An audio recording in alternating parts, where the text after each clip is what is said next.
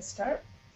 Hello, everyone, and welcome to the next in our CME Palooza spring sessions. I am Scott Kober, the CME Palooza co-producer, and I would like to welcome you to our session entitled Quality Improvement. You can say it, but can you do it? And this session is sponsored by Platform Q Health Education. I'm happy to be joined today by Sarah Miller with MedIQ, as well as Heather Guerrero from Gilead. So certainly, as with during all of our sessions, I want to thank all of the sponsors of CME Palooza Spring. Our gold sponsor, Genentech, our silver sponsors, Practicing Clinicians Exchange, Platform Q Health Education, Helio.com Education Lab, Global Academy for Medical Education, Forefront Collaborative, and ASIM, our bronze sponsors. Vivacity Consulting, Vindigo Medical Education, RMEI, PVI, Primary Care Network, Paradigm Medical Communications, Infograph Ed, Impact Education, Highmark CE, Educational Measures, CMEology, Clinical Care Options, and the Academy for Continued Healthcare Learning. So there are 3 ways to ask questions during this and all of our CME Palooza sessions. You can use the Practicing Clinicians Exchange text line to send in a question to 267-6660-CME. That's a 0, not an O, so it's 0263. You can click on the Google Plus Q&A link located at the bottom of each video. And you can also tweet your question to us using the CME Palooza hashtag. And we will be monitoring each of those mechanisms during the course of this session. So briefly, speaker disclosure slide, just to be aware that the opinions, discussions, and conclusions expressed by our faculty are their own and do not represent an endorsement or position of their employer, parent company, or affiliates. And with that, I am going to turn it over to Heather to get this session underway. Great, thank you so much. Well, good morning and good afternoon to everyone attending this great conference. I appreciate your time and attention today. My name is Heather Guerrero. I'm with Gilead Sciences, and my co-speaker today is Sarah Miller, and she's with MedIQ. So the objective of this education today is to really talk about quality improvement and get to some of the nuts and bolts, really from a supporter and provider perspective. But the first section here, we really want to place quality improvement in the bigger picture, the scientific bigger picture, and that quality improvement is being done and has been done and will continue to be done as a science in the healthcare institutions, with or without CME. So CME quality improvement is new to many of us, or fairly new on our radar, but quality improvement itself within hospitals and institutions has been going on for a long time. So for us, CME providers and supporters, we're kind of dropping into something that's already been being done and has a science and has a body of knowledge and best practices. And so it's important for us to remember that all of that is available to us and needs to be considered as we go forward and both plan quality improvement education and as we select what to support in terms of quality improvement. So with that introduction, this slide lists just a few of the ways that we want to show you that QI is just not a flash in the pan, and how the conversation is much bigger than just those of us in the CE field. And so, in fact, conducting a QI initiative is now a requirement of many medical training programs for many different kinds of healthcare professionals. We know it's part of the licensing requirements, a la Maintenance and Certification Part 4 for physicians. And of course, now reimbursement is largely tied to quality of care instead of quantity of care. And hospitals and healthcare systems really started to feel this in their pockets as of 2015. So now there's real financial incentives around this too. Many recognition programs include, I'm sorry, Scott, could you go back for just a second? Sorry. So many recognition programs include a quality improvement requirement, including things like the NCQA's Patient-Centered Medical Home Recognition, where practitioners have to have to submit a quality improvement initiative as part of their application for recognition or renewal. And then finally, kind of the guiding principle behind most of this is the National Quality Strategy put forth by the Department of Health and Human Services. Okay, Scott. So our traditional thinking about education for physicians has been focused on sort of the singular physician and the singular patient. And the application is tended to be just provide them education and better health care will ensue. And I think that we know by now that that at this point in time we are expanding this understanding. First of all, it's not just the physician, it's nurses, it's case managers, it's all different people doing healthcare. Secondly, we know that you can't simply apply education and suddenly there is change.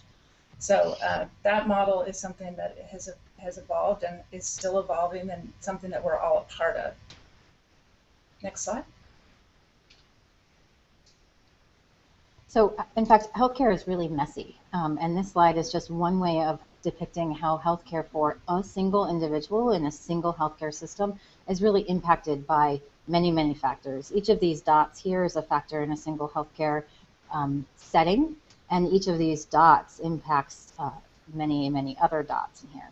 There are factors in this sort of diagram that we can control for when we apply interventions, and then there are residuals which we can't control for. We can't possibly plan on them, but they have significant impact on outcomes in a quality improvement initiative and in patient health. And so these are the kinds of things we have to think about when we consider, one, how QI initiative is going to be different from traditional CME, and how we need to apply the planning process, what we need to apply to the planning process. And with that in mind, so we can kind of do the bill, Scott, if you'd like. Those physicians that we have traditionally been educating actually reside within hospitals. So they have relationships with other clinicians. They have multiple patients. They're seeing inpatient and outpatient. So we can't just take that singular healthcare provider and kind of prescribe a specific education just for them and expect that end result to be behavior change. Next slide. And those hospitals all reside within systems. So more and more we're talking about placing education within systems thinking. Something like the TELMS model has been developed to help us work on that and move that into our sort of radar and thinking about the way we educate and what the way we educate most effectively. And then health systems, of course, are found within and are made up around regions, cities, communities, and states, countries, and of course the globe. Next slide. And so, of course, all of these things put together are what we now focus on as we move into education, and in particular, quality improvement education. So this slide is a bit of an oversimplification of the differences that we need to think about when we consider traditional continuing education and quality improvement education. And as we've talked about, in traditional education, the focus is really on knowledge transfer.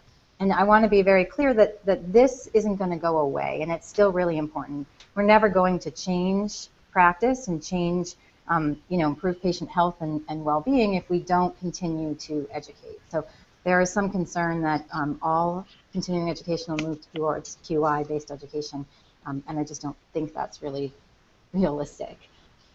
But traditional CE doesn't really account for a lot of the things that we were just talking about. So in traditional CME and CE, we often don't account for local gaps in performance or local patient-specific challenges or patient outcomes. How different is a patient population in one place compared to another place, and how does that impact how education might be applied? We don't usually consider local resources and the patient populations. And then, as we've sort of alluded to here, all of this is happening in really complex systems of care, and those complex systems of care that are very messy come with a lot of barriers that have to be considered. And then the complexity of the process of learning itself and turning knowledge into practice is not something that is traditionally a part of more traditional continuing education models. So on the right-hand side of this slide, I've given you a picture of the PDSA cycle, and we're going to talk a lot more about that in just a minute. But this is really a key component of QI that I think really needs to be understood by providers who are designing QI and supporters who are evaluating QI programs. And the key component of this is that QI is not linear. So if you look back at the very first slide where we showed you traditional education, it tends to be very linear. QI is not linear. So one of the key tenets of QI, and the one that we want to focus a bit on now, is this PDSA, the Plan, Do, Study, Act. This is a key principle of quality improvement, period. That's not specific to healthcare quality improvement. Actually, these theories did not develop in the healthcare world at all. The healthcare world is actually quite late to the QI environment, and we are dropping into something much bigger. But really what the PDSA is a cycle, it's a framework for experimental and experiential learning to know if a change has led to a desired outcome, and then look at that and decide what to do next and act on that information. So there are the 4 phases of the PDSA, the Plan, Do, Study, Act, align pretty nicely with the scientific method that we're all very familiar with, that many of us grew up in. And so the first phase, the plan phase, is really analogous to the hypothesis generating phase, determining what it is that you think that you are out to change. And then do, of course, is data collection, and study is look at the results, and act is interpret those results. But the difference between using a PDSA cycle and doing an experiment or something that is more based on the scientific method is that this is where you would stop and you would publish your results and you would move on. In quality improvement and using the PDSA cycle, this is now iterative. So acting on those results and determining what to do next and how to affect the change that you want to affect is really the basis of what we're trying to do. As Heather mentioned, QI is built on a science. There are many, many people who have spent their life work in this area who are much smarter in this space than we are. But the important thing to note, for us, I think, to know here is that the science behind quality improvement is quite vast. And that, again, that it's not, it wasn't started in the healthcare arena. What I think we really need to know here is that the emphasis here is on innovation, on rapid cycle testing, and the spread of those results in order to generate learnings about what you found and the context and produce improvements. Quality improvement is really based on starting small, determining how those changes impact the outcomes that you want to, that you're looking for, and then how to make tweaks to expand the effect of your education, or the effect of your initiative, I should say. There are really 3 important components. I'm sorry, Scott, go back just 1 second.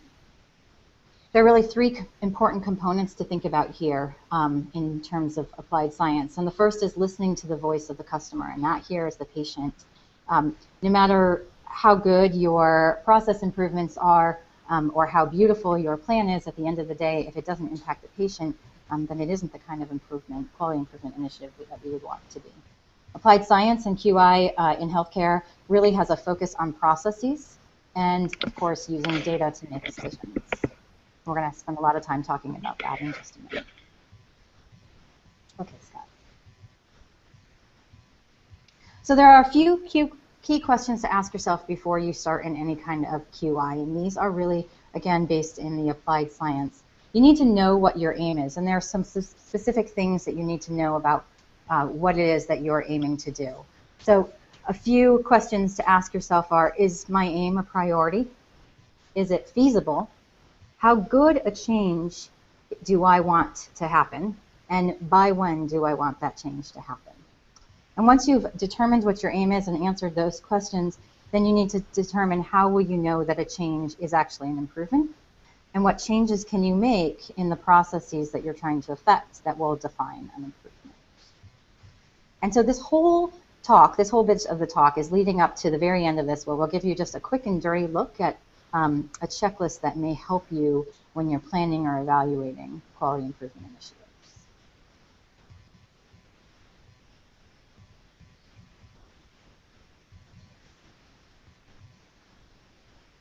So this is this slide is just telling us now that, so we've given you a little background on what it is that we are, the bigger QI field as a whole. And so now we're going to get into more of where the opportunities are for education providers and for supporters.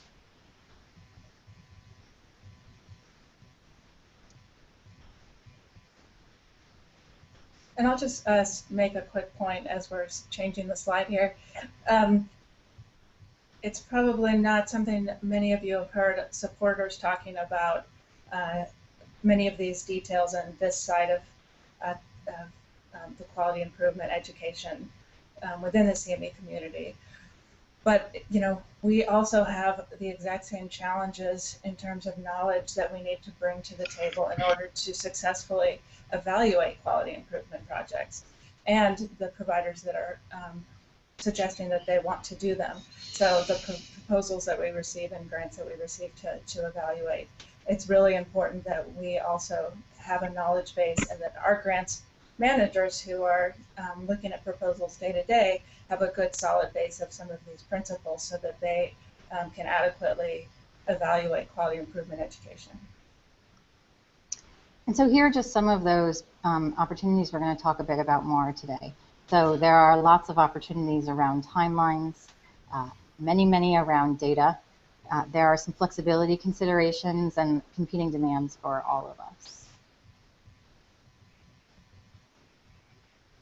So the first opportunity is really around the PDSA cycle. And so on the provider side, there may be some misunderstandings about what the PDSA cycle is and the misapplication of this. I just want to reemphasize that really PDSA is meant to start small, evaluate the incremental changes of the changes that you put into place, the incremental improvements of the changes you put into place, and then expand based on those learnings. And again, it really is meant to be iterative. And so on the left-hand side, in the provider column here, we put an example of an RFA where maybe it isn't as clear that quality improvement needs to include multiple cycles of PDSA. If you see something on an RFA that looks like this, where the request is for data that's baseline and post-intervention, that's not exactly what we want to do in quality improvement. We really want to look at data over multiple cycles. And so that's an example of something that the provider side, we really need to be educated as we're developing RFAs and putting them out to show what our level of understanding is, so that we can lure in providers that have that same depth of understanding in terms of those initiatives and those RFAs.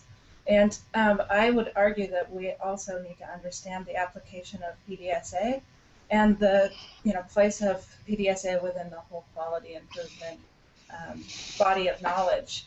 Again, because we are evaluating proposals, and we have to understand these basic principles to be able to pick up on things, exactly what Sarah was just talking about, the iterative versus just a kind of pre and post data, and that's what is being understood as quality improvement.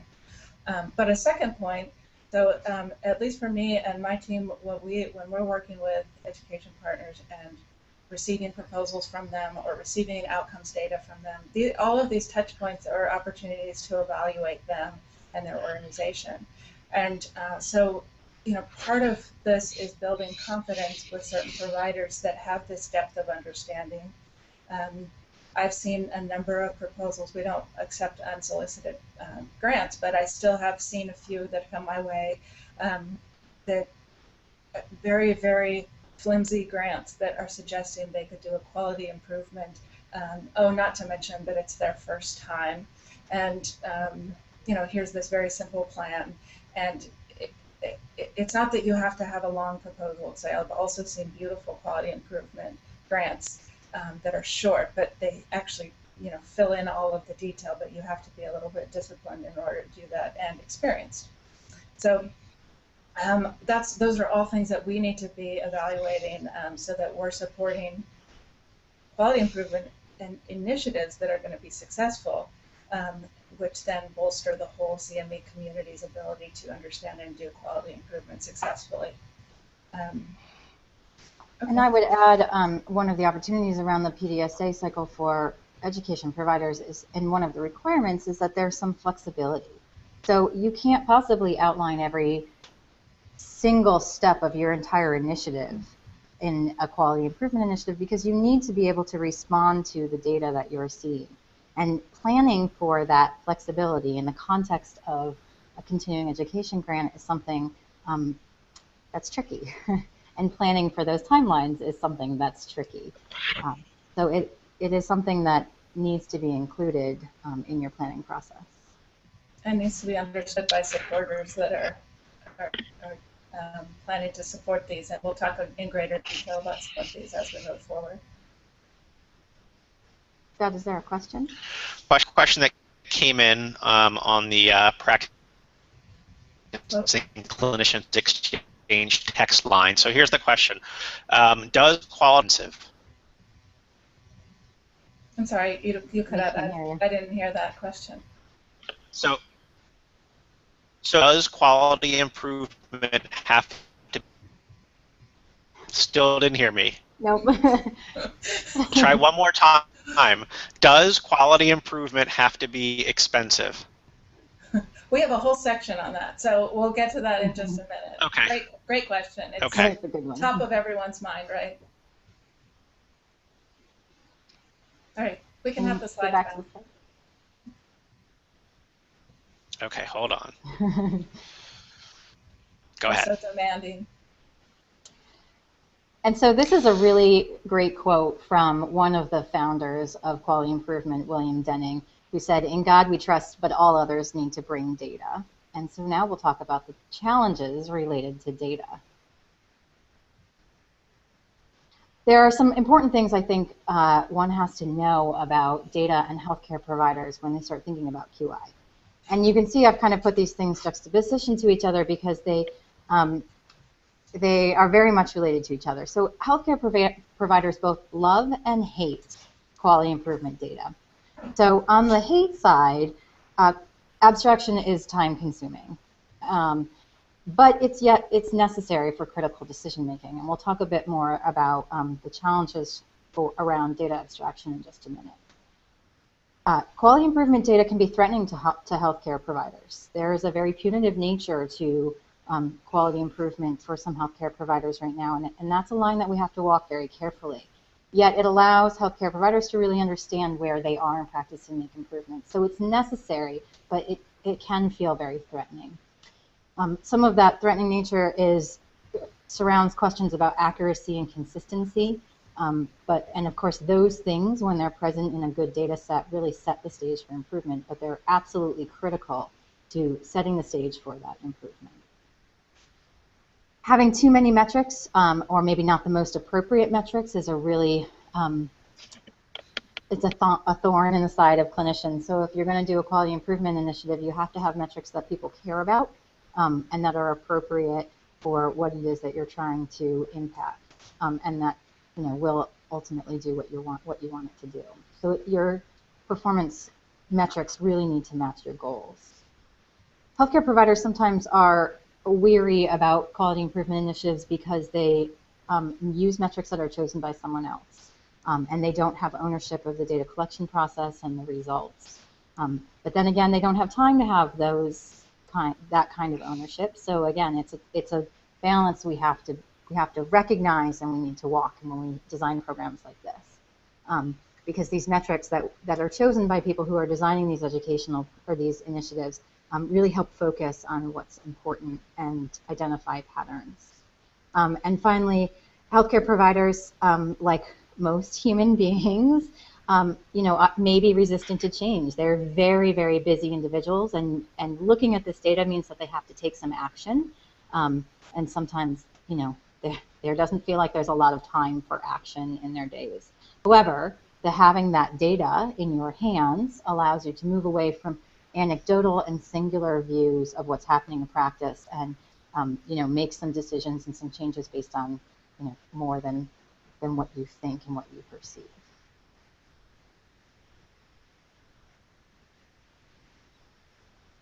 Scott, can I see the slides on my screen? You should be seeing them. Now I am, thank you.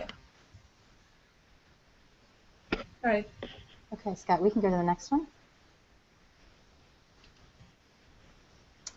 So before we talk about more of the challenges and how we approach the challenges for data in a QI initiative, I want to set the stage and say that it's very, very important that in any QI initiative, there is an operational definition of the metrics.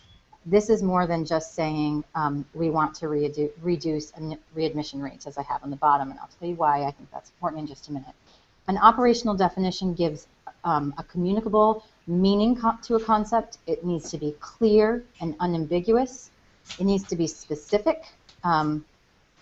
There needs to be specific measurement and methods for getting to that data, and there needs to be identified criteria.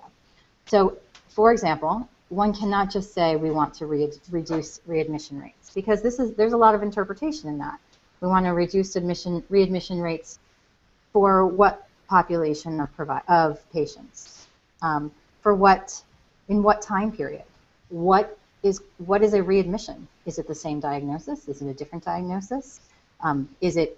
Is the presentation of a patient in the ED a readmission? Do you have to actually be admitted to the floor? Do you need to, if you are admitted to the OBS unit but never to the hospital, how does that apply? So there are a lot of questions that you need to think about when you're defining your measures. They need to be really specific. And the reason for that is because your data will not be very clean without that kind of specificity, and you will hit on a lot of what healthcare professionals hate about data if you don't have an operational definition for your metrics at the start of your initiative. It's also really important to understand how data are going to come to you. And so if you are an education provider who doesn't have access to clinical data yourself, and you don't do the abstraction yourself, you really need to understand the process by which those data are abstracted. There's a little bit of a belief that electronic medical records have removed a lot of the burdens for abstracting data in a quality improvement initiative. And you don't need to read the details on this slide, but this is an example of how EMRs are not the holy grail. This is a real life example. This is the workflow that an institution that I work with has to go through to get to data for 3 very simple, well-defined measures through an electronic health record. These are not measures that require reading the notes section. These are measures that are based on ICD-9 or ICD-10 codes. They're relatively easy to abstract from the electronic health record. Yet this is the flow that this particular institution has to follow in order to get data that's very clean. And we learned this the hard way, abstracting the data and looking at the data and then evaluating how clean those data were.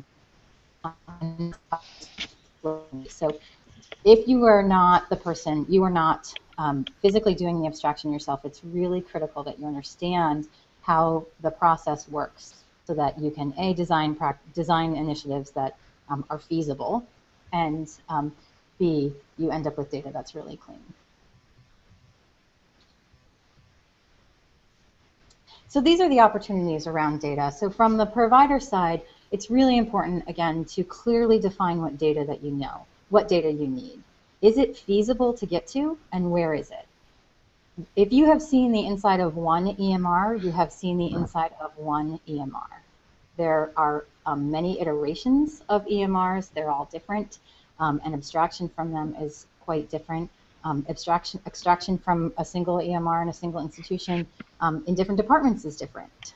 So it's really important to know what is feasible and where it's located for the particular initiative that you are interested in. How open to interpretation is the coding? So if your measure requires something that needs to be evaluated from a notes section, what is the opportunity for interpretation by the abstractor, and how are you going to deal with that level of interpretation? How do you access the data, and what happens when if the data are unclear? These are all conversations that you need to have on the outset when you're designing such an initiative. And then what do you do with the data? How are you going to report it to participants? How often? When? Is there an opportunity for participants to ask questions? Remember that sometimes healthcare providers aren't really excited about receiving this kind of data. So are you providing them an opportunity to ask questions about how the data were abstracted, what they mean, the limitations of that data, those kinds of things. And then, of course, how are you going to report the data to supporters? And when, because these are very long initiatives. So having a plan for doing that on the outset is very important. I can give you lots of examples of how data have gone awry.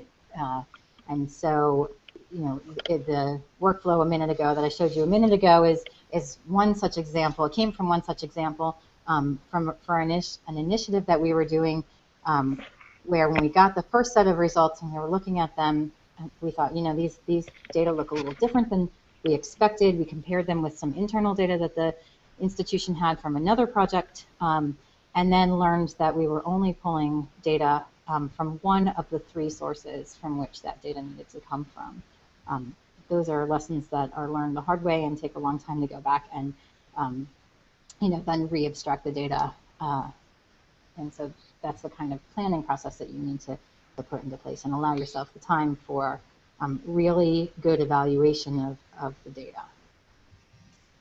And from a supporter's perspective, you have to understand that, because there will be data that you would like access to for your own internal reasons, and that data may not be as forthcoming as you would like it to be. And that has to be something that you take into consideration. And we'll talk more about that under time when we talk about time opportunities, but really anything that is reported to supporters, we then take and use it to speak internally and do the value of CME, as well as really sharing the important data that you find within these initiatives.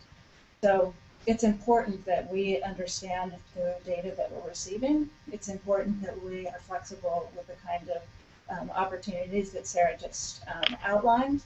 And then, again, it's a knowledge.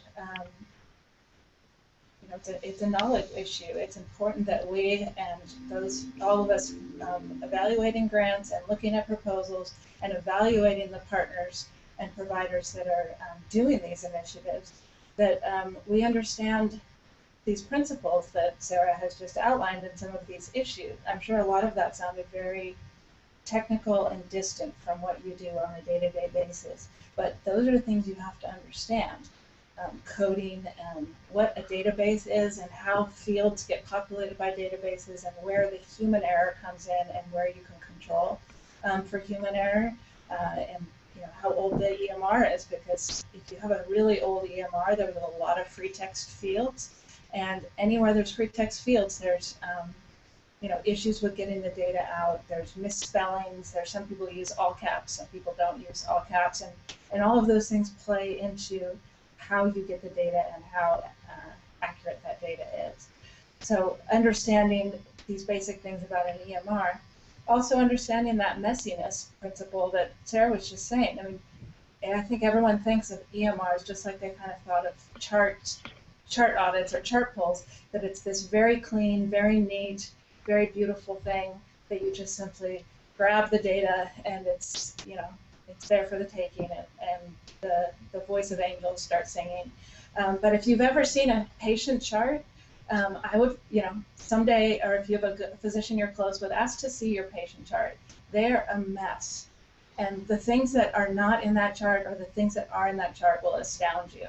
And it's by, no particular fault of physicians or healthcare providers or their staff or their offices or their clinics. We are imperfect beings in an imperfect world, as I like to say. But this means that when you go to do chart pulls, just as and it's the same thing with an EMR, there is good and bad data. There is ways to extract that data that are time consuming, and they can becomes something you didn't originally think. You might have thought, hey, we can just open every chart and evaluate hepatologist patients that are doing intranasal cocaine. Well, that's not something most hepatologists check off on their box. That's not something they always ask, and it's certainly rarely in a chart. So if you think you're just going to open that chart and get that data and go on to the next chart, and this is going to take 1 day of sitting down with a bunch of charts, that's just not feasible. So as we evaluate our partners, we have to be sure that they understand all of these nuances, and we have to up our game and understand kind of what the data is, what a back end looks like. When we receive reports, how we have to be able to catch errors, but also how do we then take them and flip them and make them meaningful inside our organizations. And you have to have confidence that there's you have to think about the staffing in that medical education provider. Do they have people that are science trained? Do they know that have a basic understanding at least of PDSA? Do they have any technology experience? Do they have people within their organization that are technology experts that can help with these kind of discussions and be sure that these kind of issues get addressed? If you are a education provider without access to data yourself and you're getting them with through your partner, you also need to understand who has access to that data. It may not be the people you are working with to design your initiative. And so you need to understand who do they interface with and how are they getting the data. We've had examples where a healthcare system was in the middle of a overhaul on their EMR, and that data abstraction process was outsourced to a third-party organization. Understanding the challenges that your partner faces in getting the data and being a resource, and we'll talk more about being a resource to your partners in just a minute, is a really critical part of this conversation. The other thing I would say is this isn't a conversation that starts after a proposal is awarded. This is a conversation that really has to start before any proposal is put together, because you need to understand the limitations of the data that you are trying to access, the feasibility of getting to the data, the time frame in which data can be acquired, and that will help you determine how many PDSA cycles you can do, for example, along with many other things. And also, what other data might you be able to get to that may be important. So we've had examples of initiatives that we put together where we had to drop a measure later because it wasn't as easy to get to data as we expected at the time that we developed the grant. And that's a situation that's not a good one to be in. Kind of capitalizing on that, the opportunity around partnership here is quite great. So if you are an education provider who is working with a healthcare system for a quality improvement initiative, this is a relationship that's built on trust. As an education provider, you really have to be a resource for your partners, because you need them and they need you. So develop a relationship in such that you can be a resource to them and an advocate for them. As education providers, we need to be very clear with our partners about what the timelines are. This seems really, really clear, but I can't emphasize enough how you really have to get into the weeds here in the planning process, the pre-submission planning process, and then really on the execution side. Leave no stone unturned here and make no assumptions. Remember that your partner has a lot of competing priorities, just like you do. This is not your only responsibility. It's not their only responsibility. And so having really clear and honest dialogues about who does what and when, and what other things might you have to consider is really important. And then you need to be flexible but firm. So if you are the designers of this initiative, you're beholden to the timelines in your grant, you're beholden to the design in your grant, but there are a lot of things that may be out of your control. And so part of QI is really being flexible, but again, you really have to be flexible within reason. because there are a lot of competing priorities, and this doesn't need to fall off of that list. It needs to be within that list. So in terms of partnerships, who do we work with? So in my organization, we don't have access to healthcare data in our pockets, not in our file cabinets.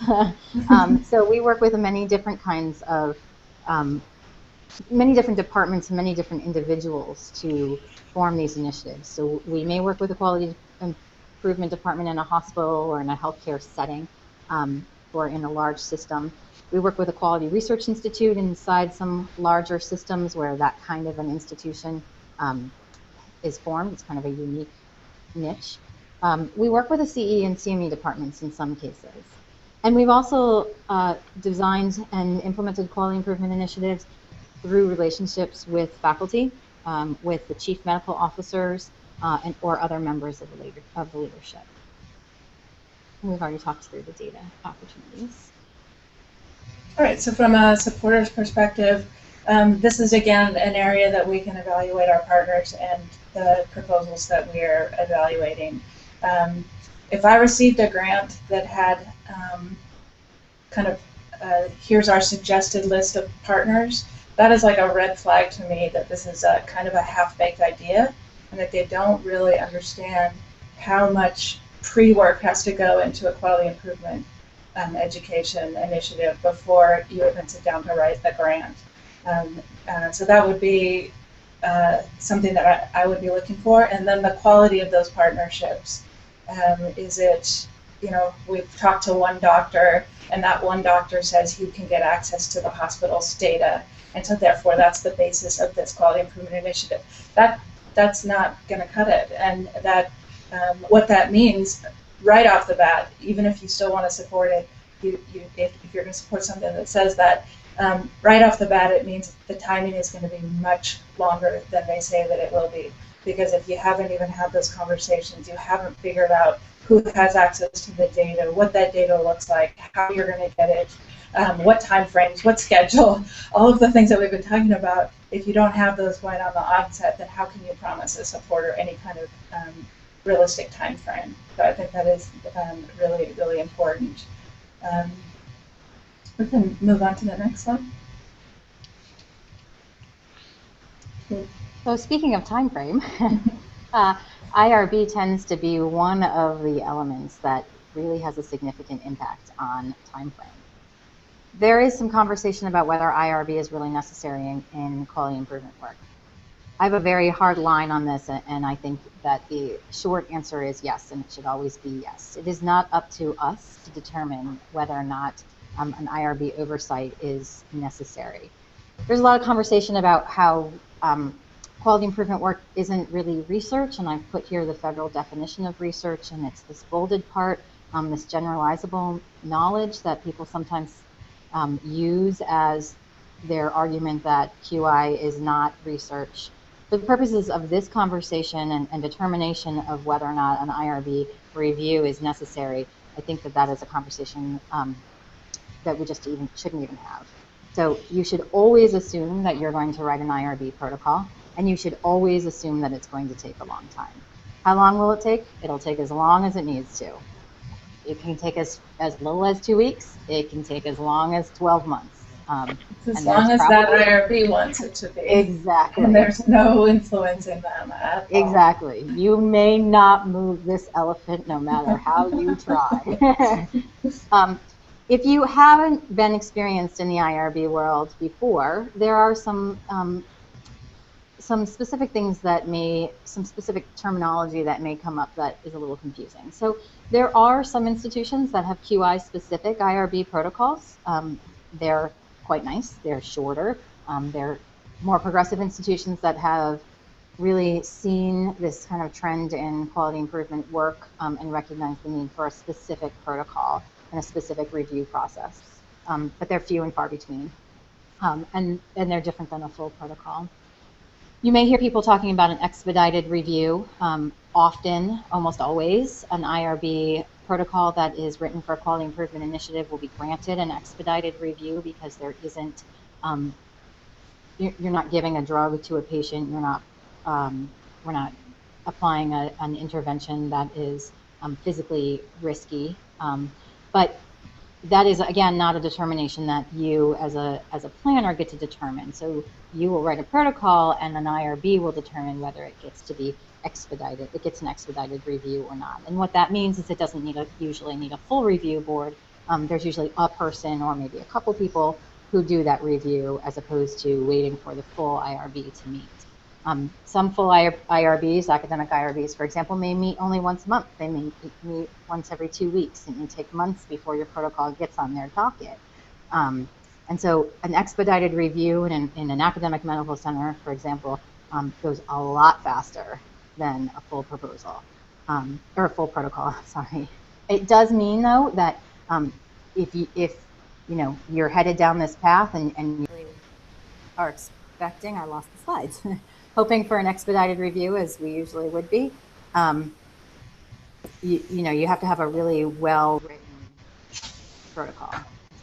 Did we lose the feed? Do you have the slides in front of you? I think we lost him. I think Oh, no, so. there he is.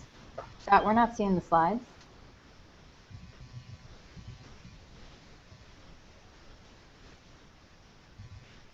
Yay. Okay, there we go. Now I got them back. Thank you. And so then the other thing to know about IRBs is that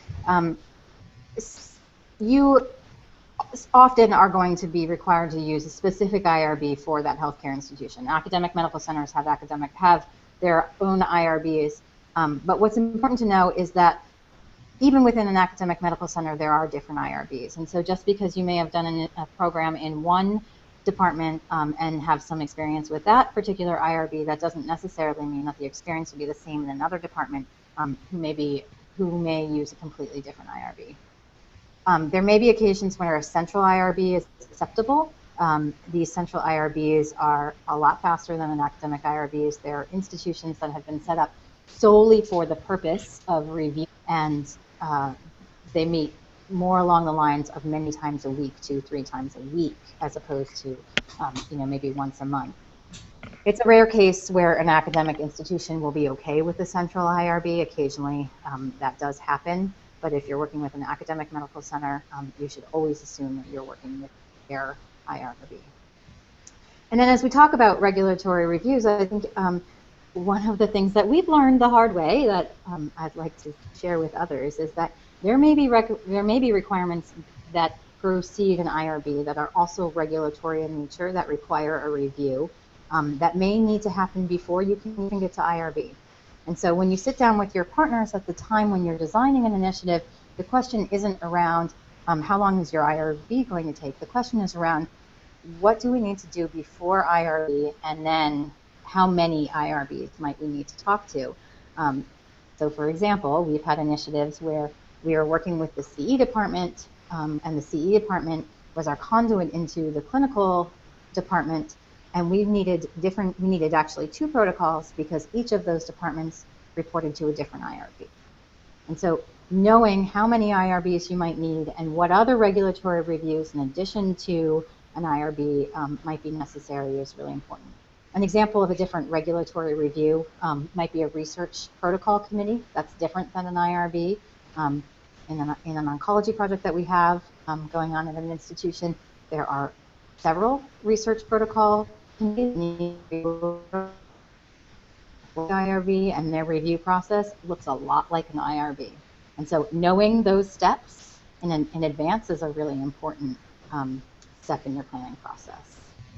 And then recognizing that IRB protocols and reviews have significant impacts on your timeline. And then you need to understand that any scope creep, any personnel changes, things like a conversion from ICD-9 to ICD-10, all of these things impact your IRB protocol and your approval. You can't do any work that is outside of what is in your IRB protocol if you have an initiative that has required review.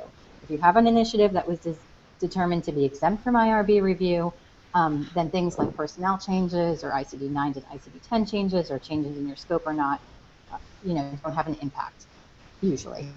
But if you have a protocol that has been approved by an IRB, and you have scope creep, or you have personnel changes, or you need to access your data in a different way, you need to write an amendment for your IRB. And essentially, all work needs to stop at that point, and you need to have that review. So building that kind of flexibility into your timeline is tricky, but important. And from a supporter perspective, of course, understanding the IRB and its purpose and why they take so long, and having an understanding when your provider reports back that, yes, I know it's been 3 months, but we still haven't heard from the IRB, that this is normal. That's the way IRBs work, and as we said in the beginning, they're elephants that don't move. There's no cajoling them into getting your review quicker.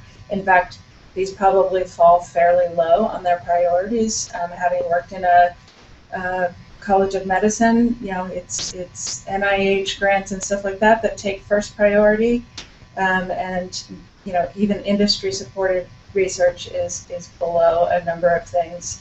So they're there for a whole different purpose. And my little soapbox on that is, if we could all take a step back, and I think this is a controversial topic. I certainly have heard a lot of different people's opinions on this, and probably could, we should probably do a town hall type meeting on it, and get some debate going, because people have some heated thoughts around it. But I think that we have to remember why the IRB even exists, and so one of the purposes is the protection of human subjects. And this, I put the code there from federal regulations, but the history of it is really in misuses of research on human beings. One horrible example is the Holocaust, where there was terrible experiments done without anyone's consent. And the kind of famous one in the United States was the Tuskegee. Same thing, where there was all kinds of research being done, but the subjects themselves didn't know that they were being researched on. So it's our responsibility as human beings, outside of our supporter role or provider role or any other role that we may play in the CME community, to be sure that the rights of subjects are protected. And so the question that we should always be asking is not simply, do we need to check the IRB checkbox, but are we ensuring that human subjects are being protected? And if it's through an IRB, if you need to get that call from an IRB, a lot of universities, they want to make that call. Understand that your providers are not necessarily the ones deciding this, and so there has to be a lot of flexibility and understanding built in to this component of a QI initiative. I think an important component to remember here too is that the human subjects we're talking about are not just the patients whose records we're looking at, but providers in quality improvement initiatives are human subjects. Mm-hmm. There is some risk to them. When you do a root cause analysis, you'll be asking questions, you'll be surveying them or interviewing them. Those kinds of research methodologies come with some amount of risk, and so your IRB protocol needs to address those things. Absolutely. So speaking of time, we have about 7 minutes, but I think this one and money are very important to dig into. If we could make sure we hit on both of those, I think that's... Yes. So on the provider side, QI presents time opportunities that are really very different from what we're used to when we design more traditional CE kinds of programs. You have to plan for multiple data reviews. We've talked about that a lot, and opportunities to respond to those data. Education in a QI initiative needs to be multifaceted. This is not one and done. You're not going to look at data one time, provide one educational experience, and think that poof, you're going to make an impact. So you need to plan appropriately for multifaceted education. We've talked a lot about IRB. My favorite on this slide, though, is planning for the unexpected, and knowing that unexpected delays have substantial impact on downstream activities. This isn't like building a webcast where if the technology development gets a little bit delayed, you may be able to make up that time in content development, or you may be able to make up that time someplace else. In a QI initiative where it's iterative, but everything is based on the phase in front of it, there's a substantial impact on downstream activities. And so figuring out how to plan for unexpected delays is something that's really important.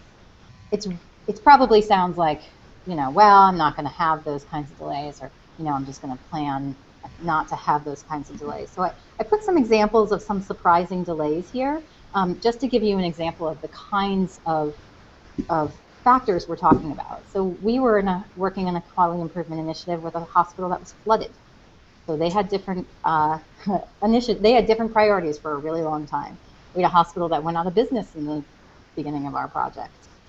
We had an EMR system change in the course of a project. The ICD-9 to ICD-10 had some pretty significant impact on a couple of our initiatives, actually. And very recently, we were working with an institution that had a system-wide computer hack where they literally lost access to all of their electronic medical records and all of their technology for a fairly substantial amount of time. So I'm going to quickly move on to money. They're very related, time and money. But I will say that timelines, when you're reviewing a grant, are just as important as budgets.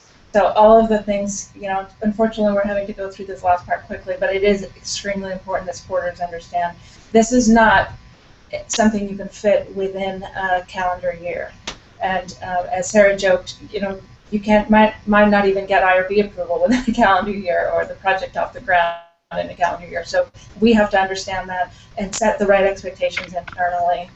And there's a lot of philosophical shift that needs to happen within our organizations, and it's our responsibility to build those up and get people prepared.